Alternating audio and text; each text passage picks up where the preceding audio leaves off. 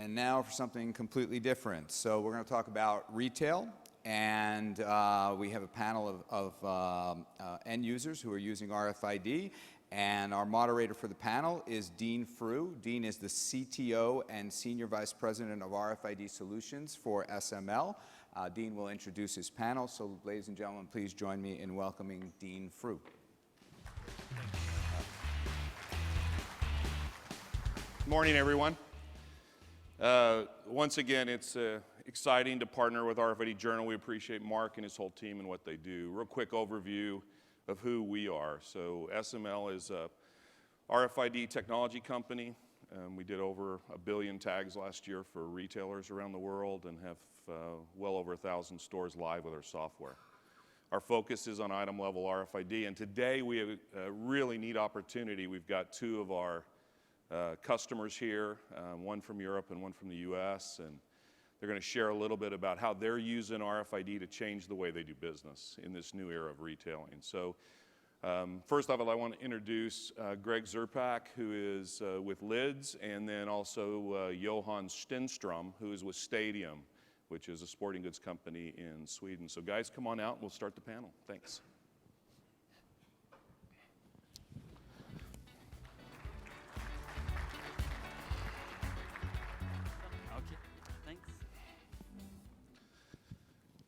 So Greg, why don't you introduce yourself and your company, and then Johan, you can do the same, yeah? Sure, good morning. Greg Zerpak. I work for Lids Sports Group, which is a headwear, apparel, and accessory retailer based out of Indianapolis. We are about 1,200 brick and mortar locations and 2 distribution facilities, one in Indianapolis and one in Toronto. Our stores are primarily in the US, Canada, and Puerto Rico.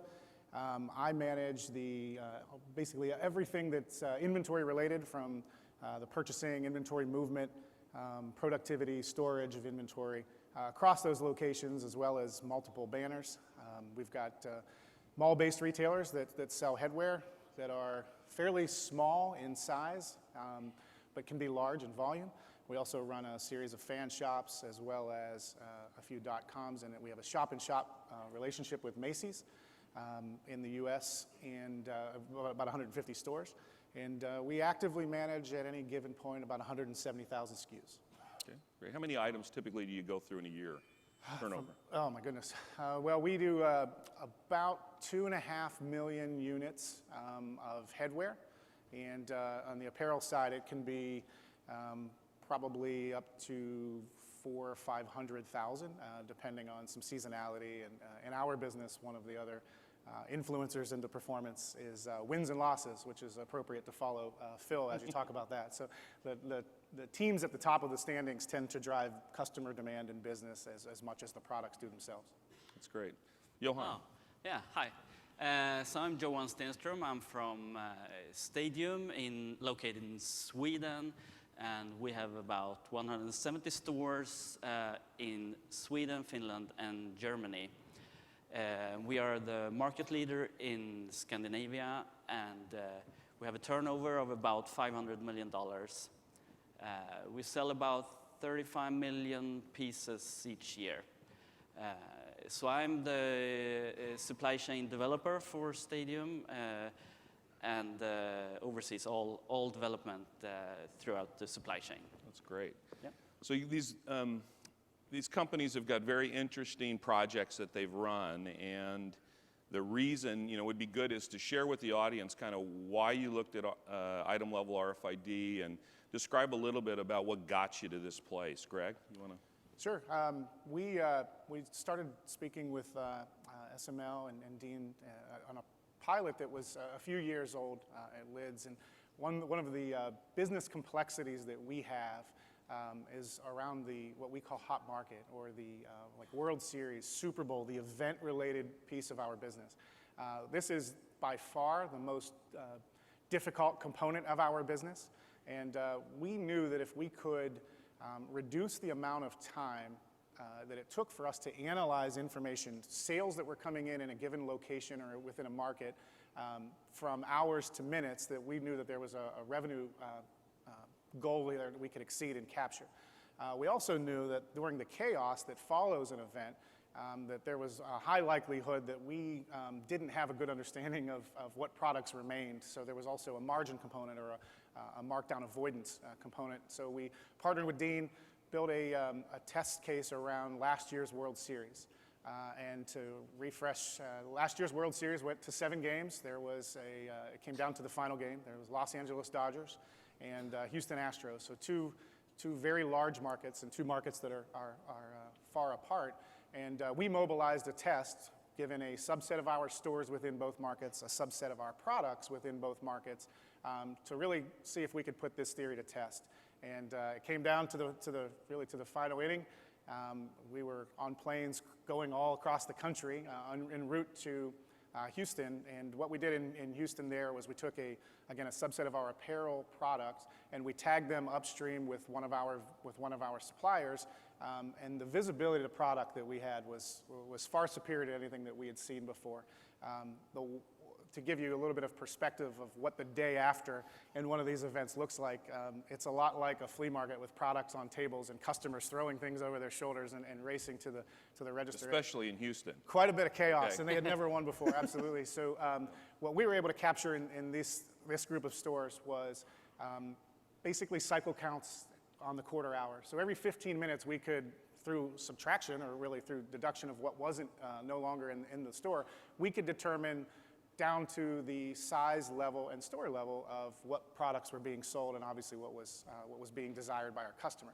That immediate feedback for us is light years faster than we've been able to understand in the past. So we then, instead of being on site and counting ourselves or calling stores and working with IT to patch together sales, we were able to get, with confidence, understand what product was moving so we could reinvest in that product and then conversely slow down or discontinue the products that weren't working.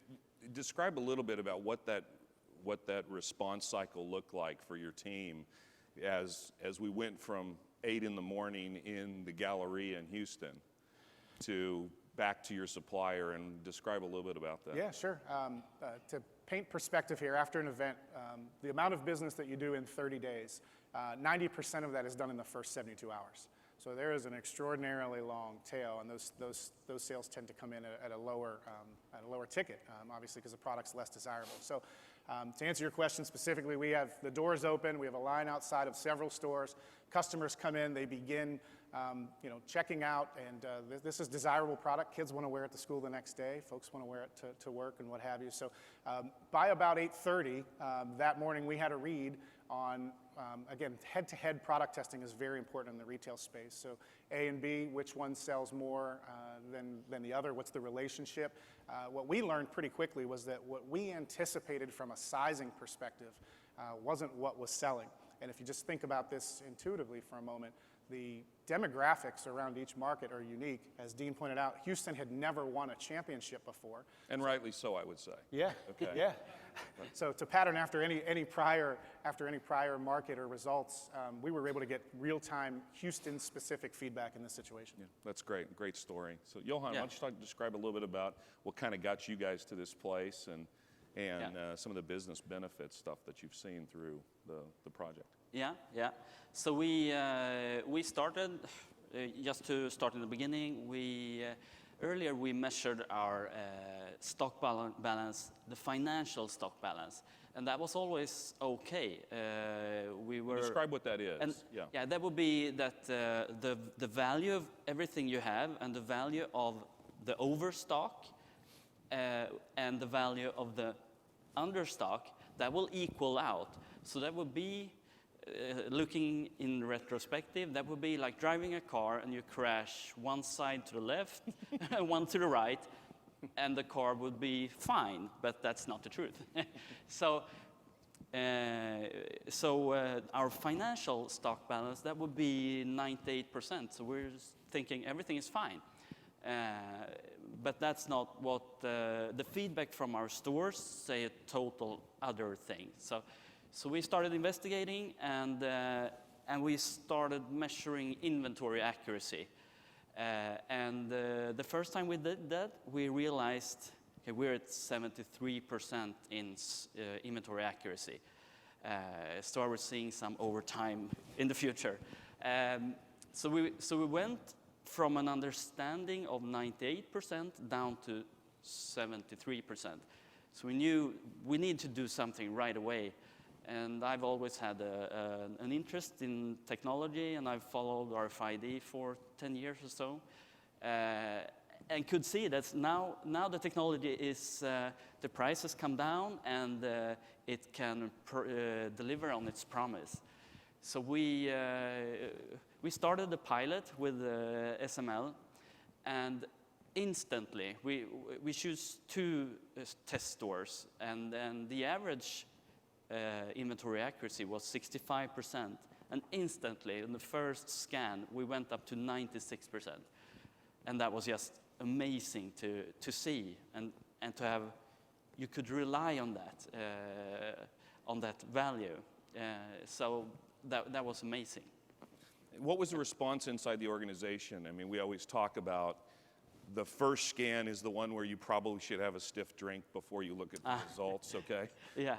What was the response inside the organization when you guys came forward with that first scan data? Yeah.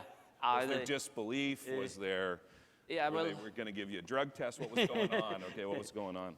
Yeah, I've always tried to tell them that don't have high expectations of the first scan. We need to give this a couple of weeks. But that was just an instant trust, I would say, in that in the technology, in the system. And if I could share a short story about the first day of the pilot, my belief is to always be a lot on site and looking at what's happening. So the first day I'm out on the sales floor configuring some devices. And I can see this woman coming up to one of our sales personnel, and she were asking for a couple of skates, a pair of skates. And they started looking at the sales floor for that pair of skates, and they couldn't find it. And I could hear the salesperson saying, it's probably in the back stock. So she went away to the back stock, and I thought this would be a perfect try for the technology to see what will the technology, will it deliver? So I went up to the woman and asked, what are you looking for? And she said, a pair of skates in this size. And in the app we're using, we have a Geiger functionality. So I turned that on, and that means that if the article is present somewhere, it will start beeping, and it will beep faster and faster. And so I turned it on. I could see instantly that we have one in the sales floor. And the good thing is that if it says one, it's going to be one. I could feel confident in that. And instantly it started beeping. So we looked around and it was on the other aisle, on the other side of the aisle. And I sold that skates. That was my first sale. And later on, the salesperson came back. So, sorry, it's not in the back stock. I've already sold it. And that person later, a few minutes later, she came to me and said, that device you're holding, can I have that? Can I use that? So they took to the technology quite fast. Your associate came to you. Yeah. So that's great. Yeah, so it was great. Yeah, great story. Greg, on your side, at Lids is part of Genesco, so you guys are part. You have Journey and Johnston Murphy and Lids and then Foot Locker, right? So as you expose this to the executive team, what was some of the responses that you saw when you guys talked about what you were able to see during this? And you used the word chaotic, and I would say that that's probably mild considering what I saw my team do. But with you guys were there too. But what was their response as you guys described what was going on in Houston? Yeah, we're a retailer, so not surprisingly, we're a room full of plagiarists, so everybody wants a piece of it. And when we start talking about being able to lower the overall inventory commitment, not sacrifice any revenue. In fact, in this situation, our case study proves that we are able to capture additional revenue with less inventory. In the retail space, that's pretty close to the holy grail. So what we had learned pretty quickly was some of the other people at the table raising their hand in distribution. And when you're dealing with moving of hundreds of thousands of units in and out of a warehouse network, you know, 0.5% in error can be meaningful, and certainly across a vast network of, you know, or nodes within the network, 0.5% overage here and underage here can become pretty impactful in the long term.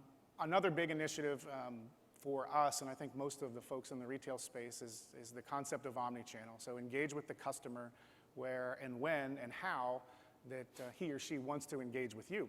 So now we can expose the total inventory across the network with confidence to be able to fulfill an online sale, for instance. We now have 1,200 mini warehouses located within, I think it's 85% of the US population lives within 30 minutes of a LID's excuse me, location. So now we can, with confidence, turn over to fulfill those sales and also lower or shorten the service time to get the product to the customer. We can also then minimize our freight expenses. So this becomes a very profitable mechanism across the organization. Yeah, and Johan, for you, you've got a mix of products. I mean, describe a little bit about what that mix looks like inside Stadium to give people perspective, the audience here perspective of kind of what's in those stores. Yeah, so it could be, we have sporting apparel and equipment, and a big part is shoes, but it could go from shoelace to kayak, so it's a broad spectrum of articles, and it's not that funny when the buying department saying, okay, in 1 month we're going to have kayaks at our warehouse, and say, okay. So we need to have a flexible, reliable solution for that. So that's basically how the mix, a big mix of articles, and in a store there would be around 7,000 SKUs.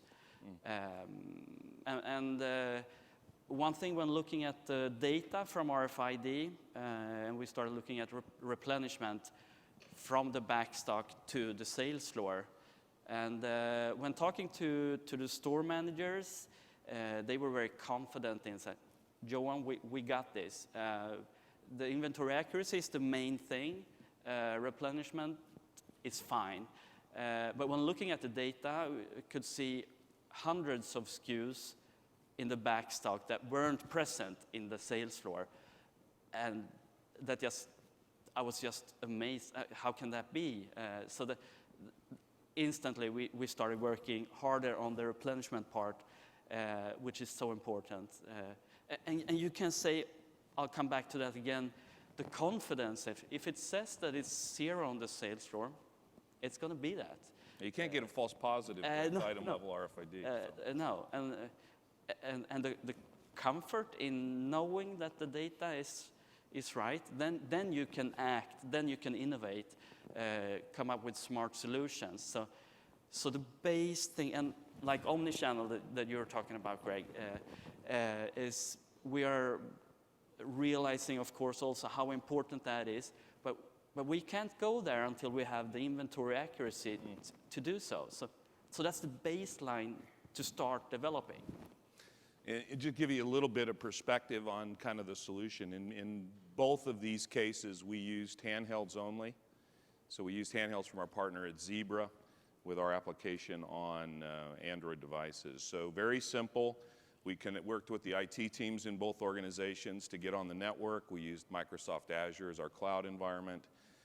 Extremely easy to deploy, I think. I think we did tests the day before in both cases, and we're up and running very quickly. So might be beneficial just to kind of, for all of us RFID geeks in the room, give you some perspective of what we did there. As we move to the kind of where things are going, you know, you guys have had a chance to soak on this now. You're looking at, holy cow, this transformation from SKU level data to item level data, and what does that do? And you know, Johan, can you talk a little bit about how it's changing the way you guys think about two things? One, how you think about what you can do with inventory data, and number two, what you can do as far as servicing customers. You know, so how is that changing now that you're looking at this new world with 98, 96%? It's a world of difference. Being able to, we didn't realize how easy it is to misplace an item. That's something that we're realizing now, and that can be in the delivery, and we have extra staff that perhaps doesn't know where to place things, and they will end up in a corner somewhere, and they can be there for 6 months or so, and that won't happen now. We can instantly find the articles, and earlier we didn't have the confidences. Since we're at 70% and in our test store 65%, if the ERP says we have one, we can't be sure that. And how long are we going to look for that item before we give up? But if our RFID scanner says that we have one, then it's going to be that we have one, and it will help us find it. So that was the answer to the second. That was the first. I mean, response. You know, how does this change the way you look at inventory as far as response time? I mean, Greg mentioned that we're going to ask him to do the same thing, but for you, how does that, you know, the responsiveness of your system, your supply chain? Really important, as I spoke a bit about earlier. We need to have that inventory accuracy. That's like a baseline for innovation and for lowering cost. So we are looking at shrinking the size of stores, for instance. And doing that, we need to shrink the number of items for each SKU that's in the store. And we couldn't do that earlier because we weren't sure about the stock. So you had a lot of safety stock in your stores. A lot of safety stock, and we shipped it weeks in advance sometimes just to make sure. So now we're going to shorten the time from our warehouse to start working just in time. If we have a campaign starting tomorrow, earlier we could send it weeks in advance. Now we can send it right away, and we can see that it has arrived, and we can do that in the right volume, a lower volume, because we need to shrink. We have kind of large stores and large back stocks, and we need to shrink that to be able to be cost efficient in this competitive environment. Yeah. Greg, how about you? Yeah, the great job describing, I think, some of the benefits that come with real-time inventory visibility and confidence, and it enables, the technology enables so much. And I think to maybe answer the second part, an unintended or a consequence for us, or maybe an unforeseen learning, was we went into the test understanding that we would have this visibility, that we could service the customer better, fulfill online orders. But one of the conversations that we've had internally since has been, what about the customer who's looking for the immediate pickup or the immediate satisfaction that comes with purchasing a product? So what we've begun discussing is, when you enter our site and you're looking for a specific product, we would be happy to ship it to you. We'd be happy now to expose to you which stores in the chain have that in that particular size, even to allow reservation of that item. And I think we can turn it into something that could perhaps help to drive traffic into the stores. So now you see in some other, there are retailers in the US that are trying to combat some of the traffic declines that we've seen in malls and in shopping centers. And one of the tools or techniques that many retailers are doing is giving advantageous pricing if you're willing to pick up in store. So think about the situation where, from a retailer perspective, we're going to sell item X. Item X is $50. We make $20 on it. We can ship it to your home and invest in an additional incremental shipping expense. Or if you're looking for, I've got tickets for tomorrow's game, I don't have time to wait, just tell me where it is, and I may have to drive across town an extra 5 miles or so, but there's no incremental expense from the retailer perspective. We've already got the product there. So now we can begin to direct customers to... With a level of confidence. With a level of confidence. So I think, just an unforeseen learning for us was, how do we leverage that network, the existing network that was already in place, to be able to expose the appropriate products to online customers.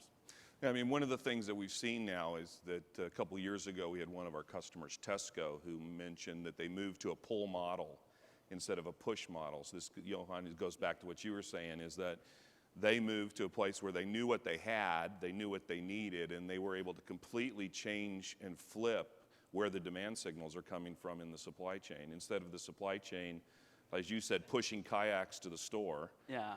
they're basically able to sit back. And what they ended up doing is reducing 10% of inventory. So back to shrinking stores, thinning out their stores. But think about what that does to your balance sheet.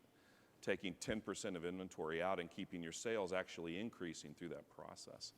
Okay, last question that I would like you guys to share with the audience is that what are some of the things, if there are retailers in the room, and there are many retailers in the room today who are investigating this journey, kind of, Greg, what's some advice that you would give them as far as just internal to a retailer, right? Forget about that us technology folks are in the room.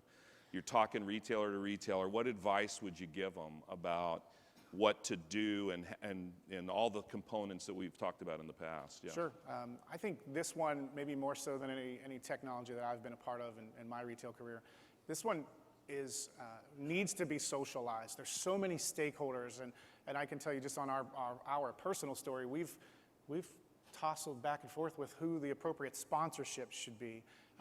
Dean, in conversations I've had with you, this is certainly not a project that begins and ends in IT. In fact, it's far from that. And we've got our operations staff, we've got our distribution center and supply chain folks, obviously the inventory side. We've got so many people with vested interest in understanding how to use it. And again, it's probably when you start connecting the 1 + 1 = 3, getting the whole group in the room to say, what's the benefit you can gain? How do we deliver that benefit, exceed that benefit? And then I would say, maybe just lastly to punctuate that point, is I would still suggest that you land on firm sponsorship. If projects like these that touch so many groups, often you can get that project so far, and then it becomes hard to get over the goal line, so to speak, because do you own it? Do I own it? Which piece do I own? So I think just making sure that you've got firm sponsorship, but have adequately or maybe over-socialized the benefits of the technology. Yeah, that's great. Great advice. So, Johan, how about you? Great. I have about the same experience, and so I would say keep people engaged in why we're doing that. Make sure that they understand. And so for example, we had a tagging party in the stores, and we are tagging in our warehouse as well. So I brought the people from our warehouse to the tagging party, and we finished off doing the first scan, RFID scan, with the warehouse people, just to make them see the benefits and understand what's happening. And I think that's a key thing, because quality in the process, quality in all process is so important. If you don't have that, then you won't see the benefits. And that made them realize and take that they're part of a chain, and it's important that if that won't work, the rest won't work either. So that's one thing. Being on site a lot, understanding, watching what's happening, that's really important. And also, I would say, when we choose the test stores for this pilot, we were looking at also store managers that were willing to develop, to be open to change. And that's, I think it's also important for the success. Otherwise, you have someone that's not interested, it's not going to work. You need to have them on board. Yeah, I think just from our perspective is we see that as being the common thread for successful projects.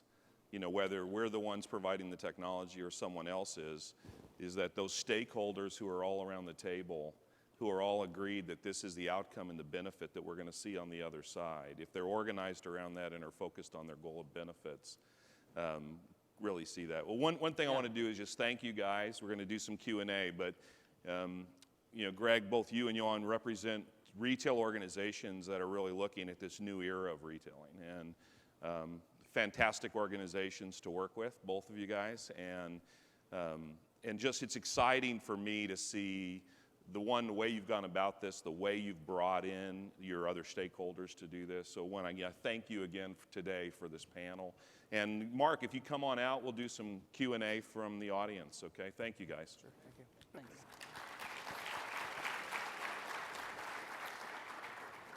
Do we have any questions for our panel? You guys did a really good job. Okay, we got one here.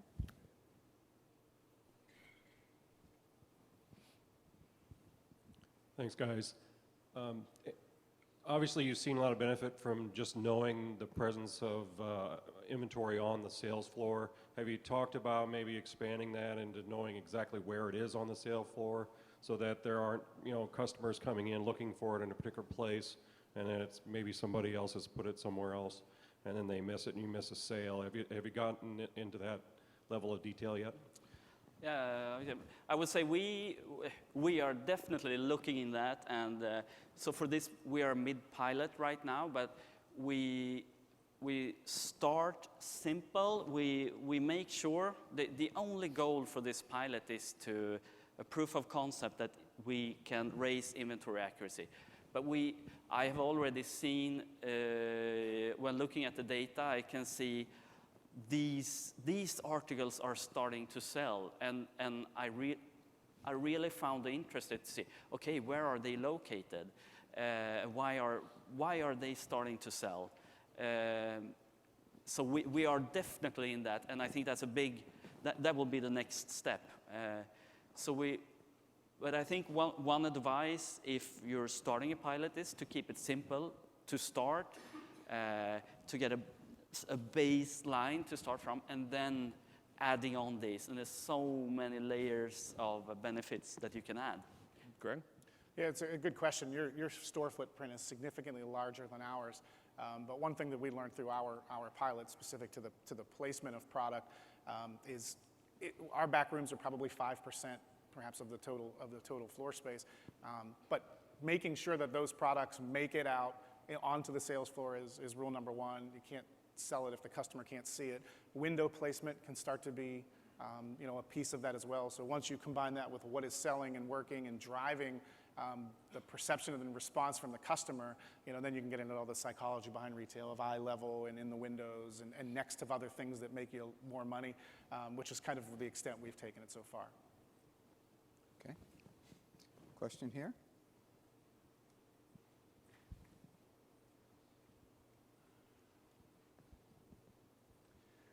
Hello, I've really enjoyed the presentation and wanted to ask if you guys, within your experience, if you're looking towards integrating the vendors or suppliers of the products that you guys sell, asking them or having them tag the products as vendors to you, so incorporating them into the supply chain and sort of handing off or requiring or making them participants in this initiative, but as a vendor so that you can also receive products. You were talking about tagging products at stores and at your CDs, but is it something that you guys have talked about? And if SML also obviously provides and integrates and makes this grow, but looking back. Thank you. Greg, you want to go first? Yeah, sure. We have talked about that. I think that is the ultimate pivot point between making something that's on a small or medium scale to a grand scale. In the World Series example for us, we have no other product that's faster. We don't know who's going to win. We've got local printers and we've got products on chartered flights making it from one city to the next. It's really chaos. Even the pre-work that we've done with the vendor and the supplier in that situation was putting the tag on.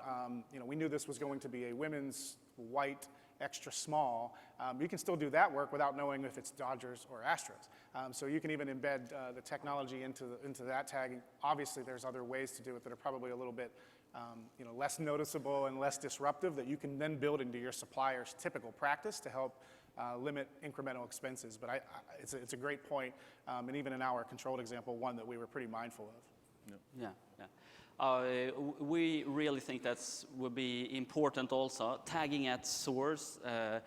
as far back in the supply chain as possible.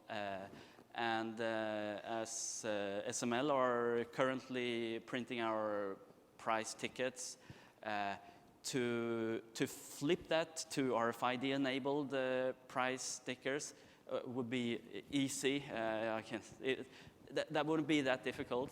Then we have a lot of other vendors that we are not in control over, but we are trying to influence them hard to be able to get them to tag. Otherwise, our strategy is always to tag as early in the supply chain as possible. So at our warehouse, we will tag everything that's not tagged already.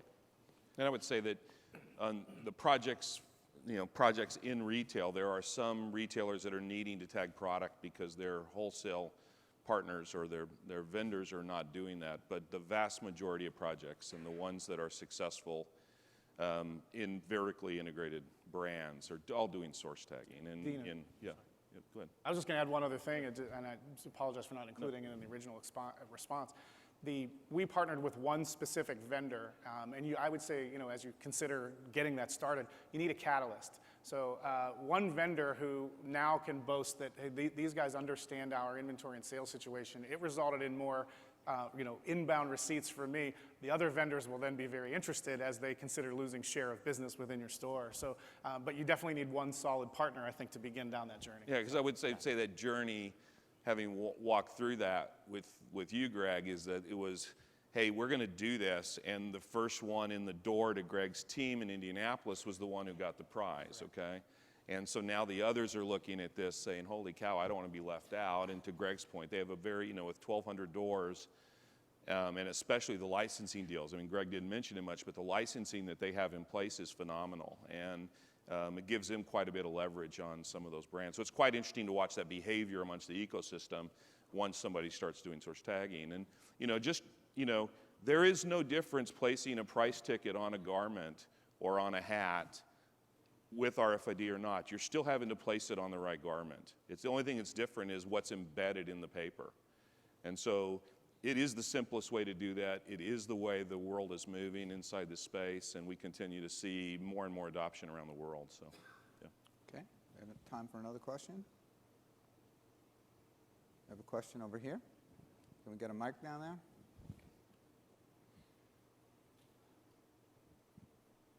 Thank you. Could you give us an idea of what the time frame for return on investment in all the capital, software, personnel, training, and so forth for implementation of a project such as you described?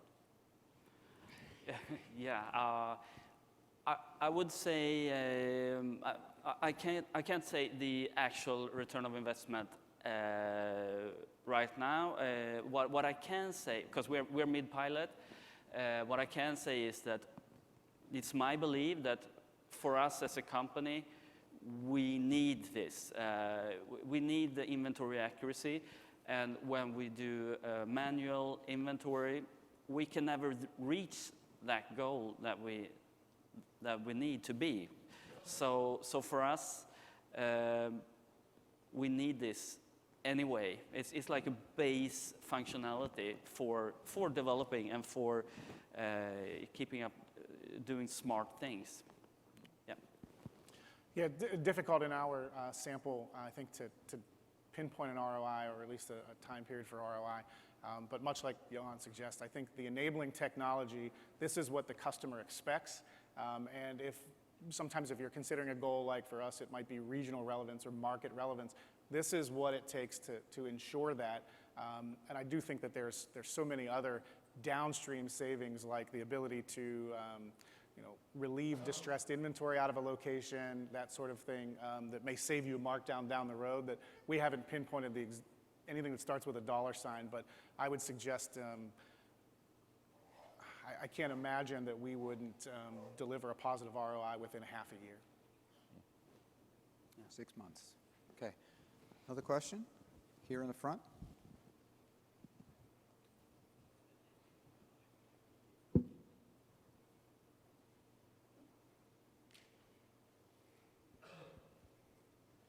So I noticed throughout the talk there were side effects of customer behavior.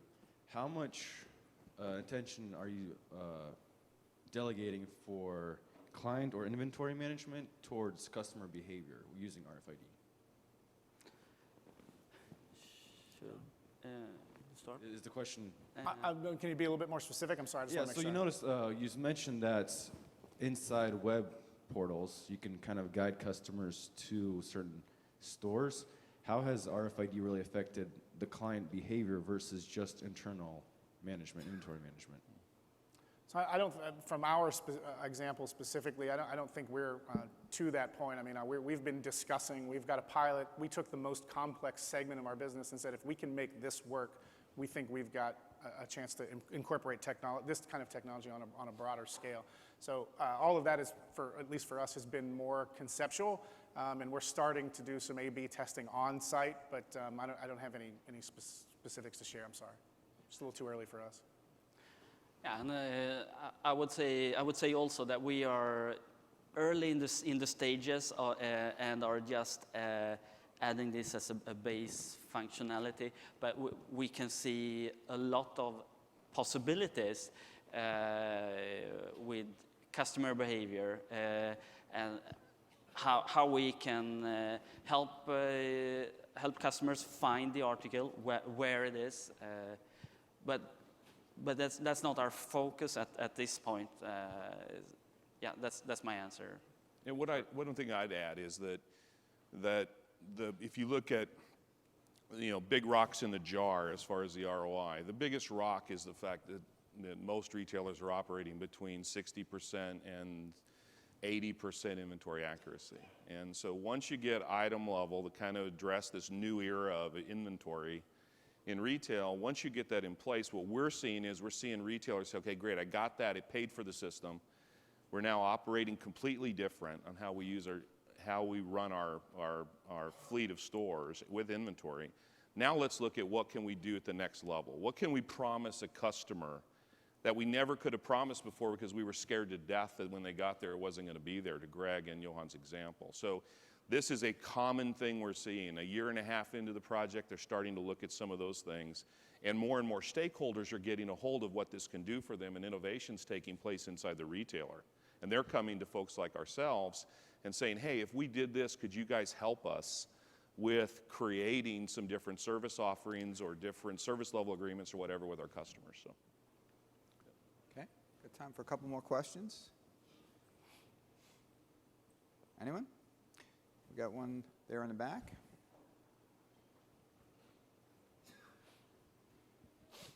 Hi. Have you integrated RFID data into your ERP systems?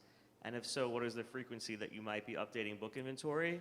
And if you are updating book inventory, what interrogators have you put into place to identify good counts versus bad counts? So I'll go first because we have not to this point. Okay, and we are, as I said, in a pilot, and in the pilot we are, we are faking automated processes, but actually it's people behind doing it manually. So in the pilot we haven't an automatic system to integrate with our ERP. But we are that, and so we have a scan each week, and the result of that scan will update our ERP. But we're doing that manually for the pilot, and we are, as we're doing it manually, first we take a look at the scan and the result, is it reasonable? And before we push it into our ERP. I would say that other retailers are doing it every 10 seconds. Some retailers, so basically others are doing it on every event, whether it be a stock count or whether it be a receive transaction or a move. And it can be done completely automated with different, across the spectrum of different ERPs from homegrown to SAP. Yeah, go ahead. Yeah, I could add that we push sales data from our ERP into SML system every 5 minutes, and that's an automated process that that we finished. So an item will never be out of stock on the sales floor more than 5 minutes. Then we'll see it coming up on a list, and it's the highest priority to go get it from the back stock. Okay, we've got time for one more question. We have a gentleman here.